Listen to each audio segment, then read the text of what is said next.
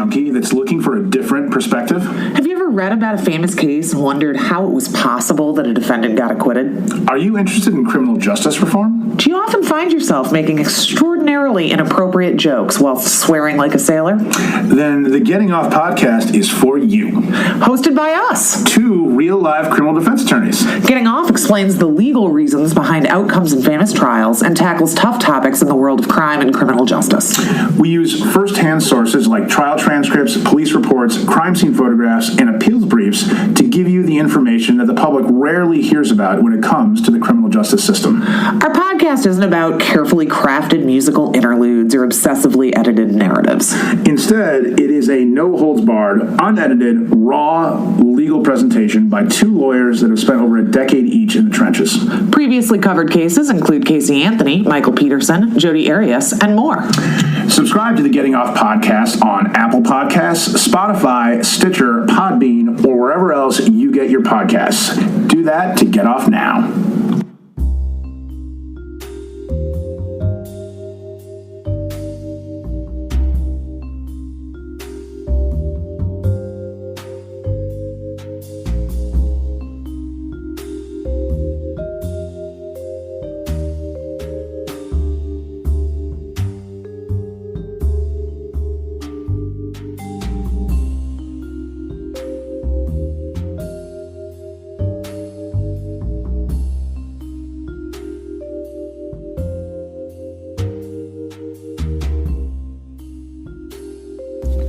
Hey folks, welcome back to LA Not So Confidential. This is Dr. Scott. Hi, I'm Dr. Shiloh.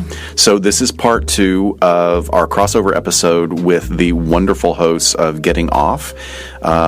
So here, I know we've told you this a lot of times to, hey, go back and watch this documentary or whatever before you listen to this episode. This is part 2 of a very long episode. You have to go over to the wonderful folks at Getting Off. And it's, what episode is it, Shiloh? 223. Oh my God, they're totally running us into the dirt. They have so many episodes. But this is the episode that we did the live show of, same topic at the True Crime Podcast Festival in Chicago. It was a huge hit. Absolutely. It was great. We got fantastic feedback.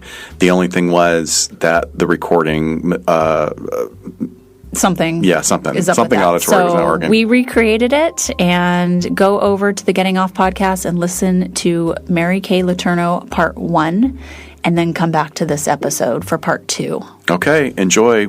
We'll see you next time. Bye.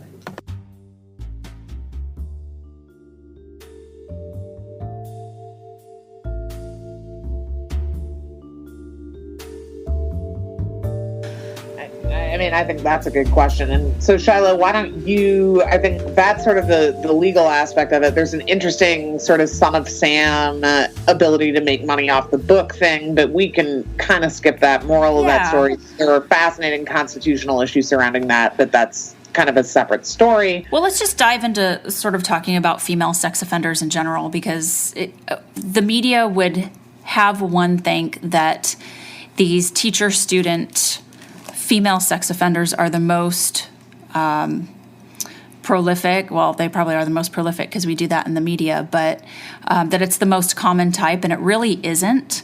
It's interesting that, so everything I'm going to talk about, research-related, treatment-related, comes with the caveat that there are not a lot of female sex offenders that go through the criminal justice system.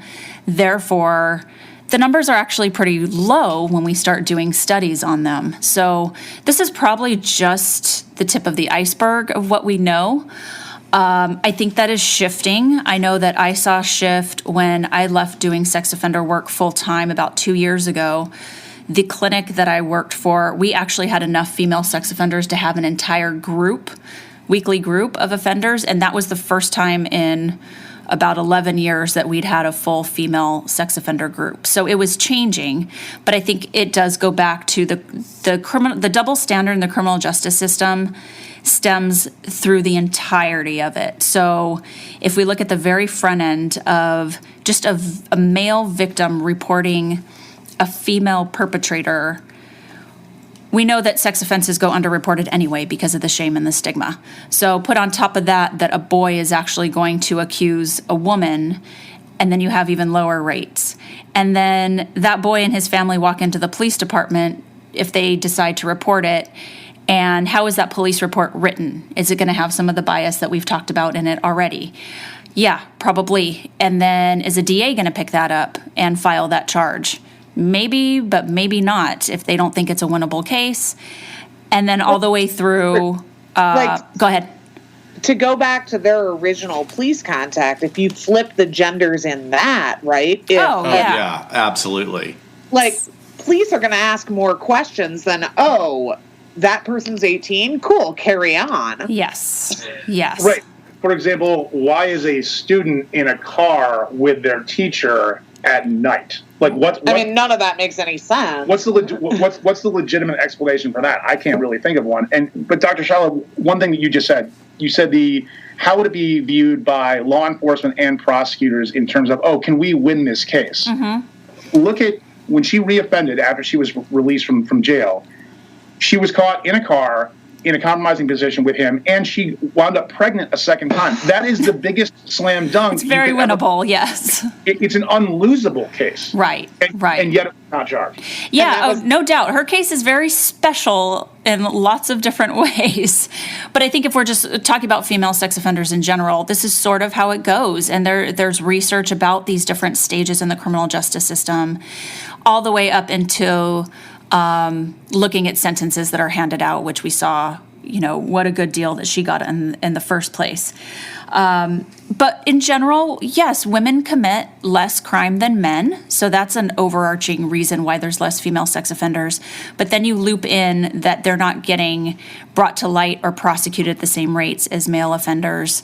And then that sort of adds to the scarcity of a population that we're able to study.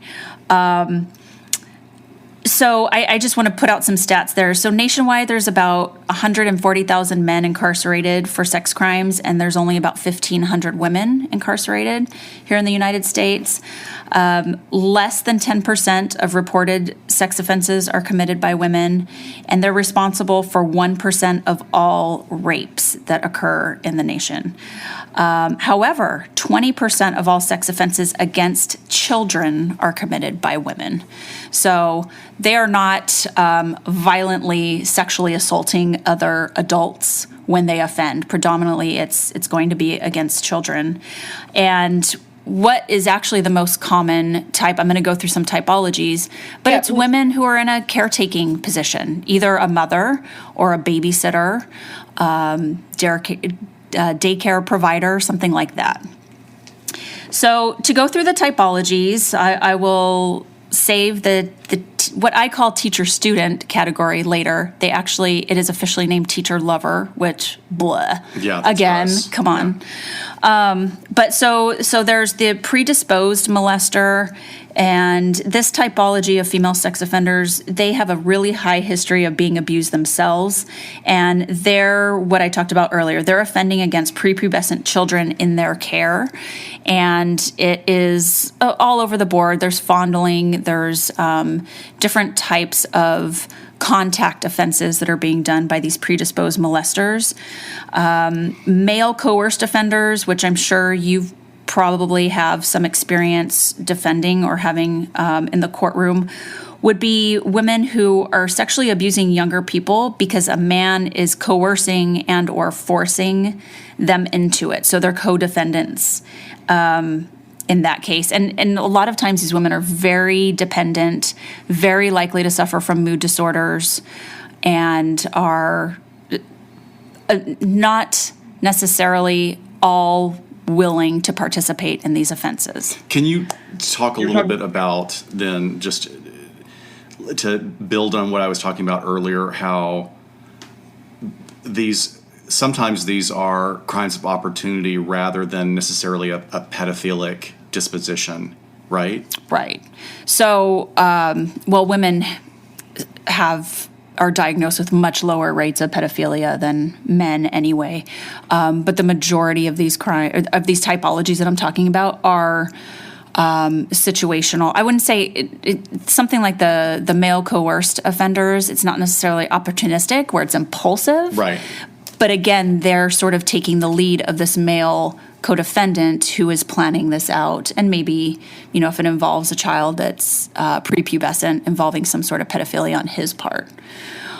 Did you guys want to speak to any of that? Have you had majority of male coerced offenders if you've dealt with females? So I have had some teacher-student female offenders. I would definitely say the vast majority of my female offenders have been in the category you're talking about. Okay, I thought so. So, usually there's pretty heavy DB between the male offender and the female offender. Right. Yeah. And, An abusive, controlling dynamic. And Dr. Shala, when you were talking about it's common for female offenders to have mood disorders, you meant particularly in that context, correct? Correct, in that category or typology. Right, and that makes sense to me, and I think that we haven't represented a lot of folks that fit that description or had cases that involve that dynamic, but there have been a few. Mm-hmm. Yeah. Yeah, same. I mean, that's what I saw a lot of when I was working with offenders as well. And then there's another category called the psychologically disturbed. So this is where we might actually see some female offenders that could meet the criteria for psychopathy. Usually they have suffered from severe traumatic abuse themselves. There might even be some psychosis in with that, but usually they have really high rates of their own criminal history, a varied criminal history, and substance abuse disorders. So that's pretty rare, but we do see that from time to time. And then the most rare is actually the teacher-student situation. So any one of us, I'm sure, wherever we live, see an article just about every week of the latest teacher that got arrested for this. But that's the only type that makes the news. And you can imagine how high profile it is. There's parents that are completely outraged and that bring it to the media's attention, and then they sort of run with it. But these women, there really seems to be this thread, and I think is true from observations of interviews with Mary Kay, is there's this stunted, arrested development nature to them where they are so adolescent in their presentation, and what they're doing is they're seeking out these these children to meet their emotional needs. Well, they fundamentally see themselves as much younger than they are. Yes. Exactly. Their self-perception, and that is certainly mirrored in many of the interviews and pictures that you see of Mary Kay, especially when she's with Villy at these different functions. She's got this very coquettish, teenagerish look about herself, with very, very sort of flamboyant and expressionistic poses, and even and I want to be very careful how I tread here, because this is not about me criticizing a woman's choice to dress how she wants, but the lack of insight. If you're trying to present as someone who's not perpetrated a sex crime against another individual, then maybe you don't want to wear spaghetti straps with one of them falling off your shoulder. You while dial you're it being back interviewed. a little bit. Yeah, exactly, you dial it back. Yeah, and Scott, I think you're being really politically correct and really sensitive to that. As a woman, and Shiloh, I'm sure you can jump in on this.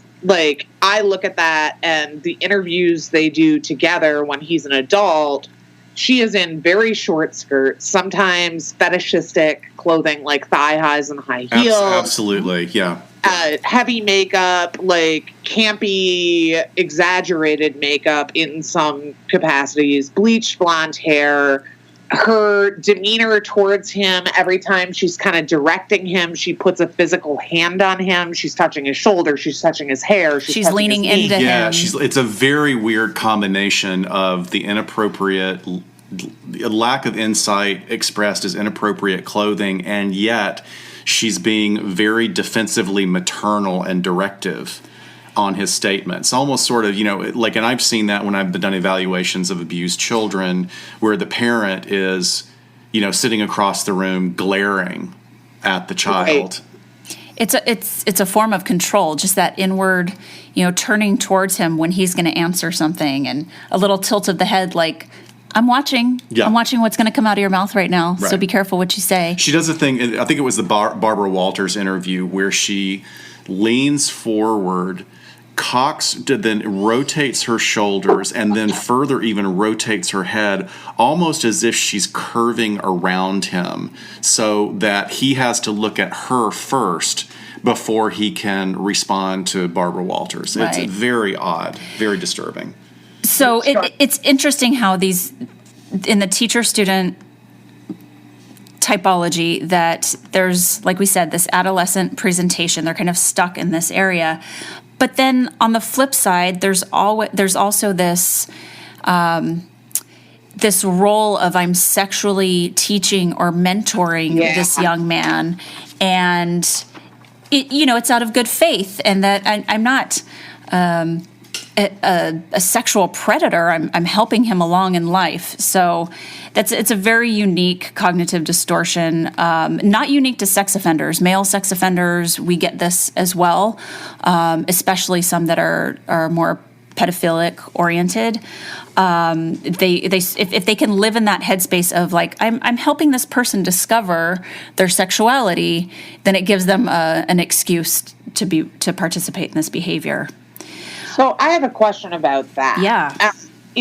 So that sort of thinking, like, is that a self story, right? Like, is that, because I've seen that too, where like male offenders of mine will impute this sort of knowledge base and maturity on their child victims that just simply objectively does not exist, right? Yes, exactly. Like that any rational person would look at this and say, no, like you engage in grooming behavior, you hold positions of power, like you've given this kid things that they want, you control them. These are things that like as a lawyer I can see, but when they talk about it, they impute this sort of independence on these kids to say like, oh, we really love each other and this relationship is equal. Right. Is that you commonly see? Yeah, there's this very specific cognitive distortion that we see with all types of sex offenders that we call dangerous world. Okay. And it's sort of where they start to look at the world as like us against them and insulate that big bad world out there. I don't want it to harm you. I don't want it to influence you negatively. I'm going to sort of guide you through life and into how adulthood should be. And it's you and me. And I could see this falling. It's you and me until you age out of my preferred age range. And then fly, little bird. It's time for you to leave the nest. It's time for you to go. Because we, Shiloh and I met doing our psych internships 10 years ago next month. We have our anniversary. This is crazy. But in our facilitating groups of sex offenders, one of the things that was very clear in our training is these different, I don't even want to say, it doesn't necessarily work as a typology, but like we would have like a good 30% of the individuals that were in our groups that were aware of their pedophilia. They took responsibility for their crimes. They realized that they were otherwise oriented and that it was going to be necessary for them to adjust their behaviors in order to survive in the world. And that's maybe even less than 30%. But then there was a good 45, 50%, and I'm being, pretty lazy with my stats here, but maybe it seems bigger because this was the most disturbing, were the people that justified it. And that they're like these, like you were saying, what was it, the term you used? Dangerous world. Okay, so dangerous world. A lot of the ones that would, be within this paradigm would also say, this was accepted at other times in history. Yeah. This was, if it was other cultures, in ancient Greece and ancient Rome, and no amount of. You could, like, I would get drawn into, in Greek and Roman society, they were also second-class citizens. If they were, if you were tired of your cabin boy or your... Right, they're practically slaves. They're slaves. You can kill them. You have the right to get rid of. So it was a real cognitive distortion. It's cherry-picking historical events and cultural aspects to justify your shitty behavior. Right. I think it's also interesting... There's a criminologist out of University of Birmingham. His name is Anthony Beach. And he really hones in on the entitlement of these teacher-student female offenders. He says that they basically think they can have sex with anyone they want, and it's about the manipulation and the power imbalance. So something about engaging in this relationship gives them more power in the sense that, they are the more mature, the more sexually mature, and then they can control a little bit more their victim. He really thinks that there's a very strong narcissism, particularly with this typology, that I can do what I want because I'm the most important person in the room. So that's interesting too, because if you frame it that way, it's when we look at male sex offenders that go into careers that provide them with an opportunity to groom victims, such as being, choir directors or coaches or teachers, or volunteering for youth organizations. Mm-hmm. So here we have, as an educator for females, is this opportunity to go into a position of power.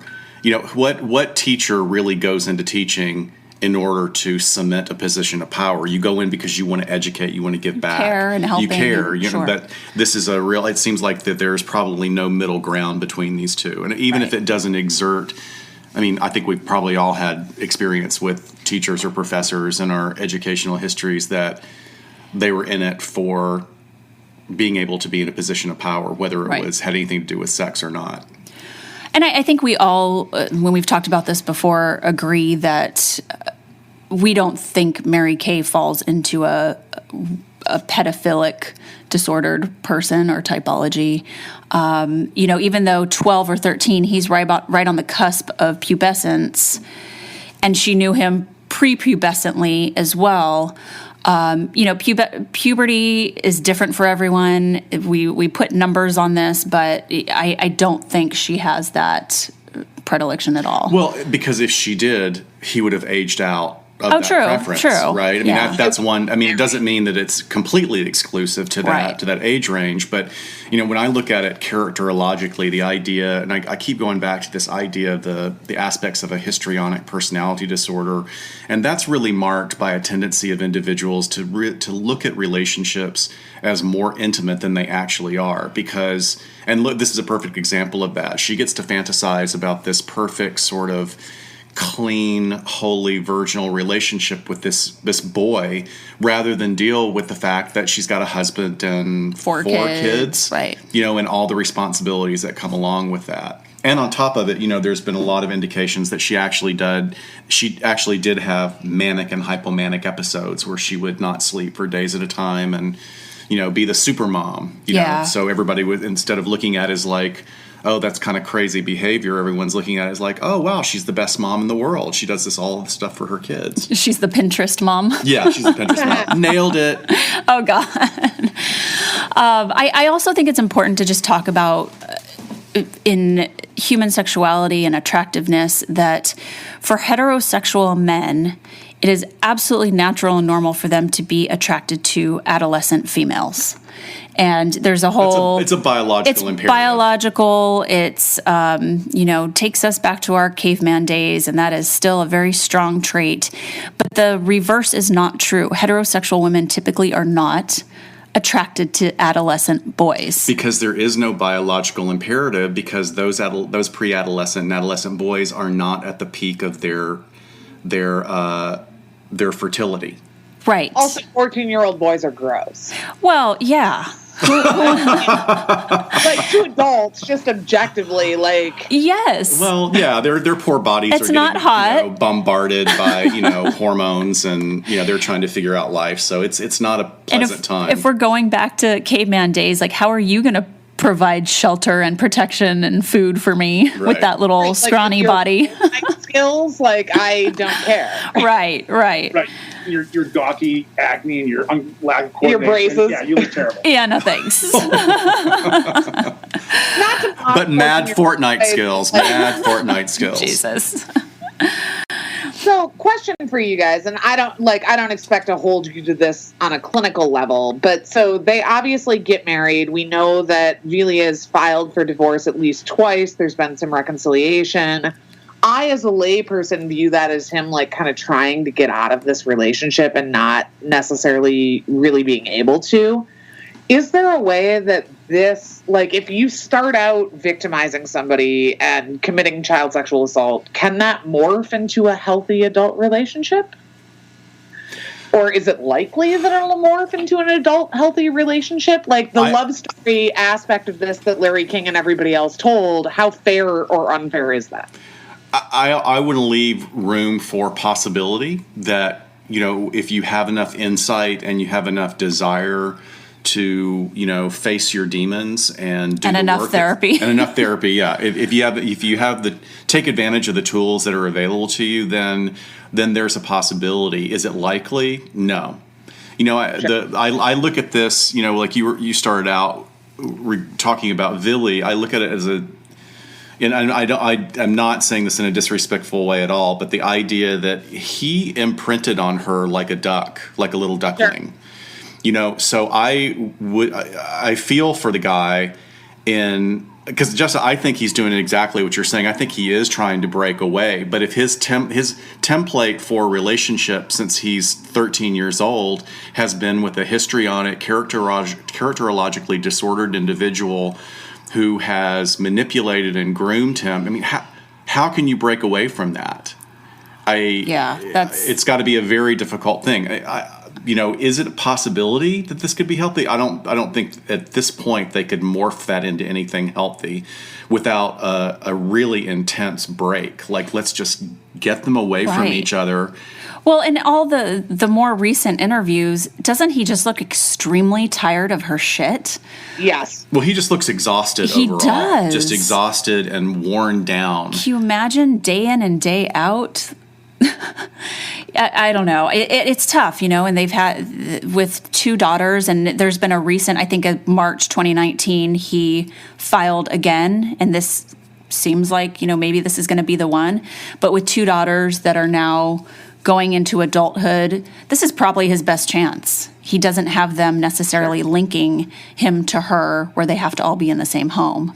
I wanted to back up 1 second, too, and just make sure that, we take advantage of the opportunity to talk about cases like this and individuals such as Mary Kay because she is in the public eye, because she was given an enormous battery of psychological exams. Those things, they're not necessarily freely available on the web, but they were part of public record in her case. So it's not like we're just pulling stuff out of our rear. We're actually, we are trained and licensed to interpret human behavior, and tying that back to what you were saying earlier, the individual who is on this axis 2 spectrum, which is where we put the personality disorders in the Diagnostic and Statistical Manual, those are really tough nuts to crack. I mean, they're very, very hard.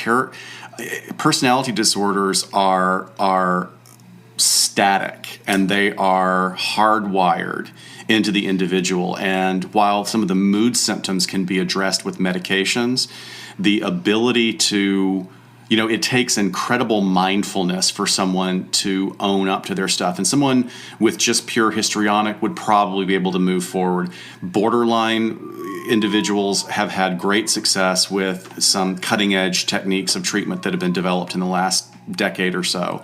But her underlying narcissism is, anybody that works with narcissists in private practice, it's the total Tony Soprano example. If you ever watch The Sopranos, he fits all those characteristics of being a narcissist. And, Dr. Melvey just finally gave up. She realized, this is an absolutely fruitless endeavor. And that's really where I would place her, unless she's willing to, walk away and go get better. But look at what she's done. She's intimately tied herself to this man through children and life and their public personas and their media personas. There's no way he's going to get away. So, Scott, I have 2 follow-ups to that. One is for our listeners more than yours, which is you've used some terms that I'm hoping you can briefly explain, which is the difference between histrionic personality disorder, borderline personality disorder, and narcissistic personality disorder. But then the second question that I have for you about Well, let's start there. Well, yeah. And actually, can I ask a question that would maybe even lead into that? Can you guys define what a personality disorder is? When you use that phrase, what do we mean when mental health professionals use that? And then what are the subtypes that you're talking about there? Hey everybody, it's Dr. Scott. I have to jump in because in listening to the recording, I went off the rails and realized I never really answered Jess's question about personality disorders. So in order to be congruent and accurate, I wanted to record this little bit and stick it in. I hope I won't be doing this too much throughout our series. Anyway, here we are. I wanted to explain about personality disorders. So from a clinical standpoint, we look at personality disorders as a class of mental disorders that are presented as enduring and chronic maladaptive patterns of behavior, patterns of thinking, patterns of inner experience, and they're exhibited across in all areas of life. So we divide these into three categories. We look at them as cluster A, which are odd characteristics. We look at them as cluster C, which are anxious characteristics. And then we also look at cluster B, which are called very dramatic. And there's four basics, and you can have flavors of some of these, or you can have combinations of some of these symptoms. So within cluster B, there's antisocial, there's borderline, there's histrionic, and there's narcissistic. I'm going to boil it down just to the basics, and this is straight out of the Diagnostic and Statistic Manual. So antisocial personality disorder is a pervasive disregard for the law and the rights of others. We're seeing actually that there's a genetic component as well as some heavy environmental factors informing this, but really it's someone whose brain structure just doesn't fire in the same way that normies do, and they really don't respect the rights of others. They feel like, hey, you know what, the rules don't apply to me. Now, what's interesting is the rules don't apply to somebody with narcissistic personality disorder either. And narcissistic personality disorder is represented by a pervasive pattern of grandiosity, a need for admiration, and a lack of empathy. Well, when you're focused on yourself, you don't really think about the feelings of others. But grandiosity is really sort of this expanded and elevated view of oneself where you think, hey, my ideas are the best. Everything that comes out of me is just the best idea ever. And why shouldn't the world have to adapt to the way I think and the way I move through the world? So that leaves the last two, borderline personality disorder. And these individuals really, really experience extreme black and white thinking, chronic feelings of emptiness, instability in relationships, self-image, identity, and behavioral disturbances, sometimes leading to self-harm and a lot of impulsivity. And that impulsivity can also be sexually acting out, which can be dangerous to self or others as well. So borderline individuals are really fascinating because they can be absolutely charming, just as antisocial and narcissistic individuals can as well. So that leaves us with histrionic personality disorder, which is pervasive, attention-seeking behaviors, including inappropriately seductive behavior and shallow or exaggerated emotions. So there's a lot of drama, there's not a lot of substance.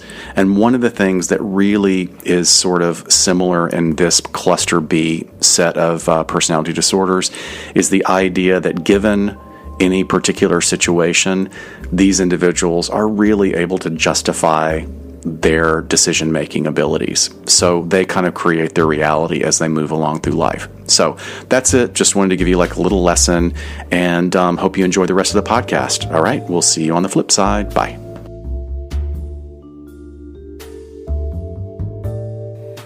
I mean, one of the hallmarks is, which I find interesting because Mary Kay really likes to talk about what a great mother she is to all of her children. And yet, if you look in any interview, she talks about the great relationship she has with her 4 biological children from her first marriage. And yet, they're not volunteering for interviews. They're not being interviewed on camera. So once again, it's this idea that if she can't have that as a reality, then she will create it in her own mind. Well, there's actually a pretty interesting interview in which she's asked if one of your children, because she has a son that's just a year young, really. Do you have that quote? I can paraphrase it, where she's basically asked, like, what would you do if your child... That's what read that. Tell that one, because that one's jaw-dropping to me. Yeah, like what would you do if your child were sexually assaulted by a teacher, essentially? I mean, that's the question, is how would you react to this? And her response is, I wouldn't be reactive.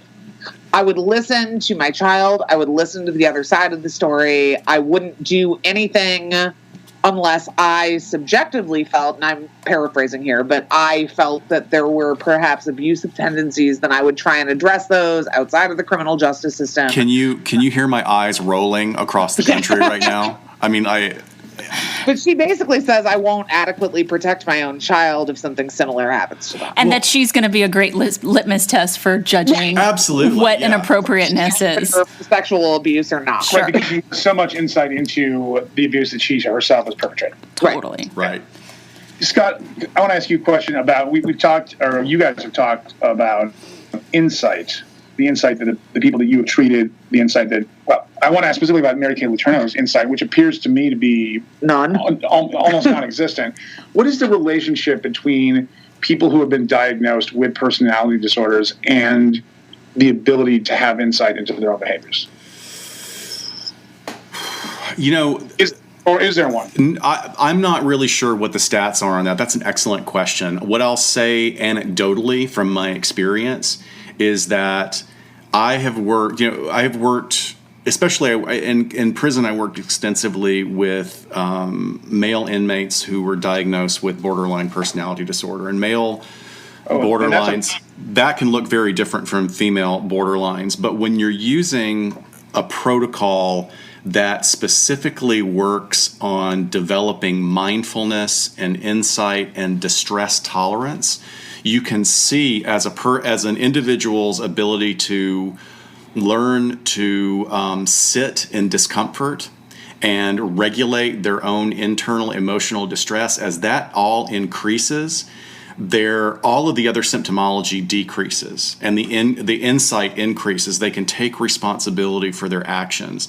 So I can see it in borderlines. And I think histrionics would probably benefit. In the case of Mary Kay, I don't know if I could make I could prognosticate, because everybody keeps reinforcing her behaviors. Right. Every time there's a new news story, every time there's is Billy going to break up with her now? That reinforces her either as a hero or a victim. And it doesn't matter which role she plays as long as she gets that spotlight of attention on her. So is there an ability to develop insight? I have to think that there's a little bit, and what I base that on is that she has enough insight to know when she has to cover for herself, going back to when she lied about Billy's age versus when she said, I didn't know this was against the law, I didn't know it was wrong. So none of that adds up, and in order for that to not add up, she has to have some insight into the nature of her actions. Does that make sense? It does. And let me just reframe this for people that are listening that might have diagnoses of some type of personality disorder. You're not saying that these things can't be treated. It's just that somebody needs to be willing to embrace the treatment and to explore insight to do that. Absolutely. I mean, I'll say that, like, some of them are most, and I mean this with no disparagement. I mean it with actually great admiration. Some of our greatest artists and some of our greatest performers and probably some of our greatest politicians are people who have access to issues. In dealing with, recently dealt with a very, very disordered individual who has a delusional disorder on top of a personality disorder, which is that's a really tough nut to crack. But she was given a diagnosis of borderline personality disorder, but what she heard was, I love too much. So she gets to frame herself as a martyr, as someone who has this preternatural ability to express love and give love and receive love, and yet she lives in an uncompromising and harsh world that doesn't appreciate who she is. So it's the world's fault, not It's hers. the world's fault. So, trying to get that into treatment is going to be really hard. But believe me, I've seen amazing things. It's all about having access to treatment and having motivation to engage in it. And I think as we're talking about insight, just to sort of sum all of this up, I think we can all agree that if Mary Kay Letourneau said, you know what I did was wrong. Oh, yeah. I hope, no one follows in my footsteps and does this. We had 2 beautiful children. We ended up married. But yes, what I did was wrong and it was bad. And I accept that I was a part of victimizing my husband and we've moved on. I think we could all take that and realize, if she had said, I'm going to have to live with this for the rest of my life. I'm going to have to live with the impact I had on this man that I love. Right. Yep. Blah, blah, blah. I mean, we even said this at the conference. I always, being a big old Broadway queen such as I am, I like to take a line from Wicked, which is a long-running Broadway musical, but one of the greatest lines that has stuck with me for years is, the most celebrated are the rehabilitated. Oh, yeah. And all she would have had to have done is admit, like after it was all done, she's out of prison. All she'd have to say is, yeah, I made some really bad decisions, but look at the great things that have come of it, and we're working every day to be better, instead of what she does is she's constantly a victim. Acceptance of responsibility goes a long way in the public eye. Yeah, absolutely. So I've got 2 reactions to that. My first reaction to that is, sure, I agree with everything that both of you guys just said, except that is a different human being. Yes. Totally. Yes. Oh, absolutely. Is, right? I mean, that's Mary Kay Letourneau is not a person who could say that. But then as soon as I say that, I think of the different ways that she sometimes presents in these interviews.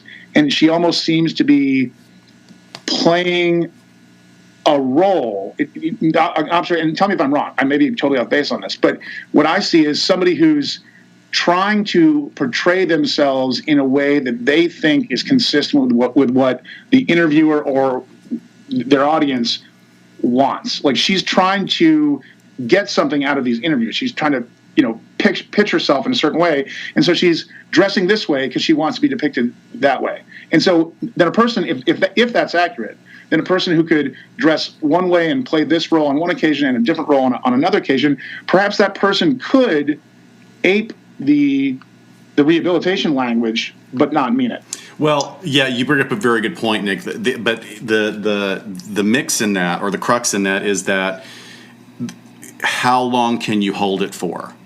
One of the things that I'll do when I'm called to testify, like a part of what I do in my day job is try and get people who are severely mentally ill to the point where they're either a danger to themselves or a danger to others or gravely disabled. I work with a team of individuals, of a multidisciplinary team, where our goal is to take these people to the mental health court and engage them in a public conservatorship, where basically it's sort of what used to be state hospital long-term inpatient psychiatric holds, except that those don't really exist anymore because the system has been dismantled.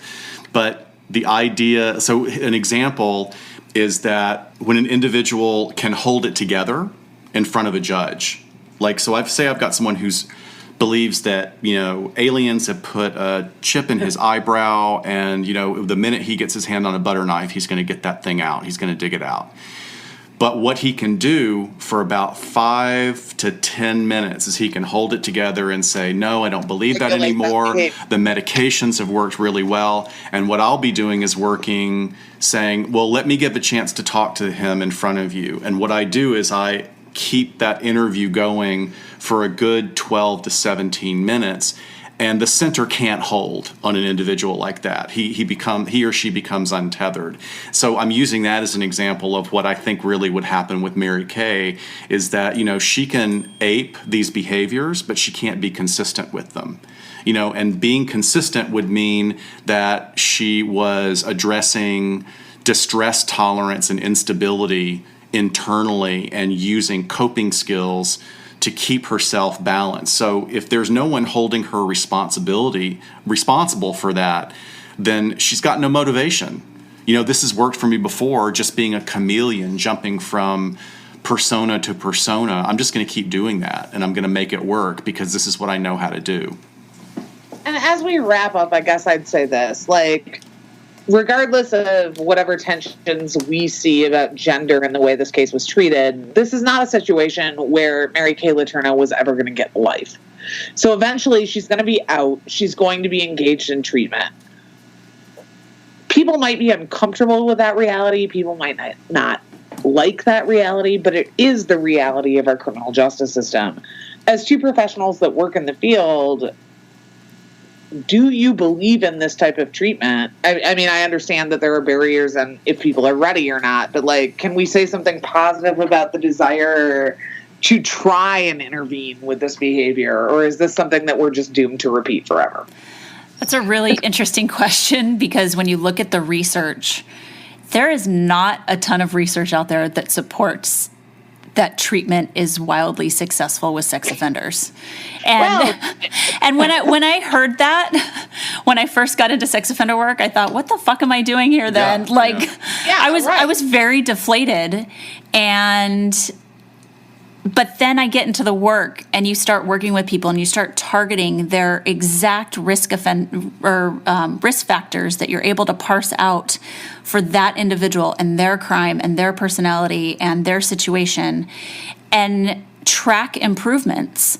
And you are lowering the risk of reoffense as much as is humanly possible if the therapist is working hard and if the client is working hard. And you're right, in a society where they are not just locked up for the rest of their lives, wouldn't you want something and some sort of impact and some sort of treatment rather than nothing? So I think that's where I came to sort of my happy place of like, okay, I can live doing this work because I know I'm seeing it to where it's not 100%. Not everyone's going to give me their best. Not everyone wants to change. And some people are just flat out lying to me. But there are ones that are making improvements and go on not to offend.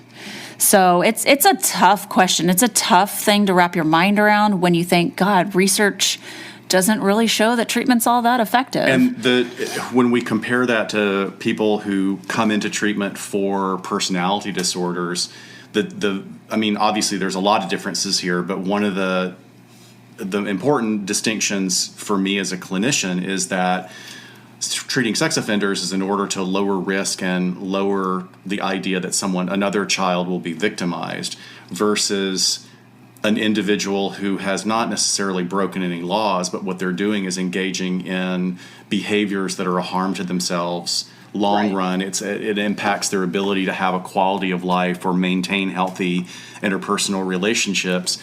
And I'm telling them, hey, the tools in your toolbox are really shitty.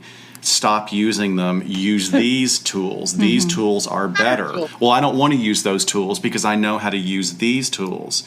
So, that's the uphill battle I face when I'm engaged in those treatments. All right, guys. Well, we're so glad we had the chance to talk about this stuff. I could talk to the two of you forever about the psych aspects of all of it.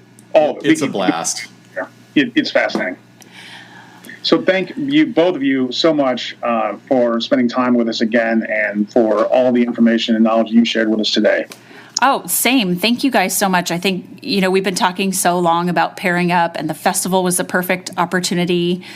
But I'm sure both of our audiences will get more of the crossover of our shows in the future. Exactly. I hope so. I hope we'll continue to collaborate. One of the things I said on one of our episodes about listening to you guys, because I just marathoned about 25 episodes over a long weekend, and I went through this whole character arc where I was like, okay, Nick and Jessa are the fucking smartest people I have ever heard in my life. I'm so dumb. I'm the stupidest person. How do I have all these letters after my name? I don't know what the fuck I'm talking about.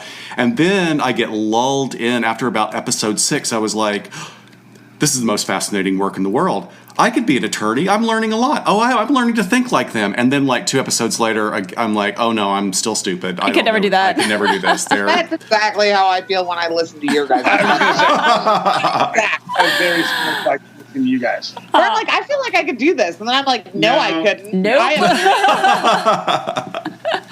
Well, way too many opinions that would just be expressed negatively and ruin everything. Well, this was so much fun.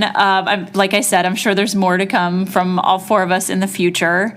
Absolutely. But yeah, this case of Mary Kay Letourneau is a salacious one. Yeah, so whoever's listening on either side, from Getting Off or when we post this under LA Not So Confidential, give the four of us some ideas of cases you'd like us to collaborate on. We'd love to get some Absolutely. feedback. Great idea. Yeah, and I would just shout out LA Not So Confidential is one of my favorite podcasts. I think that while I've loved virtually all of your episodes, two that really stood out to me were the Columbine retrospective and the way that you handled that conversation for the anniversary, and your recent episode on LGBT stuff. Oh, good. Thank you. Good. We were. Thank you very much. That was a tough one for a number of reasons, but thank you for reflecting that. And if folks want a deeper dive on personality disorders, right. we covered that. It's episode 9 of our season 2. It was during the Jussie Smollett stuff, and we kind of looked at people who fake attacks and personality disorders. So if anyone wants to go back into that, it's a much lengthier conversation about that. And I would echo what Jessa said. I thought the Columbine episode was fascinating. That's the history of that case is something I've read a lot about, and I really enjoyed that episode. And I totally endorse the personality disorder episode. That was fascinating. That's a topic that I'm very interested in, and your guys' episode was really, really good. Awesome. So Thank you so guys. much. All right, you guys. Thank you. All right, this is Nick. This is Jessa. And this is Dr. Shiloh and Dr. Scott from LA Not so. Confidential. Take care, guys. Bye. Bye. Bye. Bye.